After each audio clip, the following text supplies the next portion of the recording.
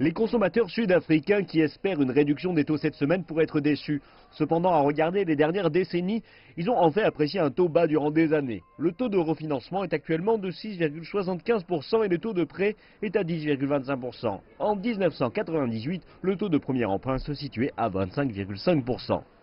Jusqu'à très récemment, et puisque nous avons un cycle de hausse des taux, nous étions à des plus bas à 30 ou 35 ans.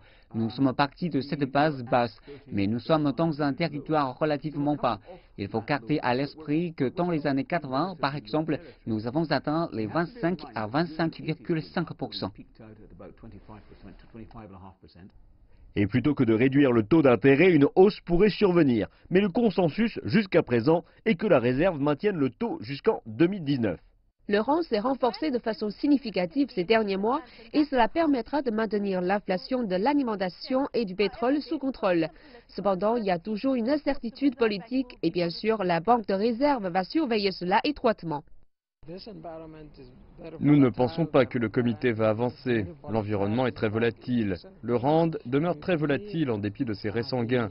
Et nous pensons que le comité de politique monétaire sera très prudent et maintiendra les taux d'intérêt inchangés. Il y a juste 3 semaines, l'ANC a annoncé un plan en vue de nationaliser la Banque de réserve. Alors que beaucoup attendent que la banque opère indépendamment du gouvernement, certaines inquiétudes ont été soulevées. La situation politique est étroitement surveillée, de même que le fardeau de la dette croît dans le pays. Ces nombres sont étroitement surveillés compte tenu de ce que nous avons vu dans le mini-budget.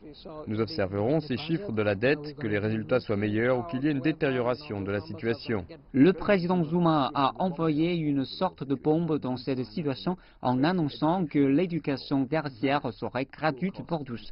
Et ce coût est estimé à 3 milliards. Et cela s'ajoute à un déficit budgétaire de 4 milliards. Désormais, d'où est-ce que cela viendra dans un pays qui connaît une croissance d'à peine 1%? Le premier discours du ministre des Finances Malusi Dibaba en février sera également très suivi, après quoi l'agence internationale de notation Moody's prendra une décision et pourrait placer totalement le pays en zone négative. À la lumière de possibles développements qui pourraient altérer la trajectoire de l'inflation, beaucoup se satisfont de la position actuelle de la réserve bancaire de faire preuve de prudence.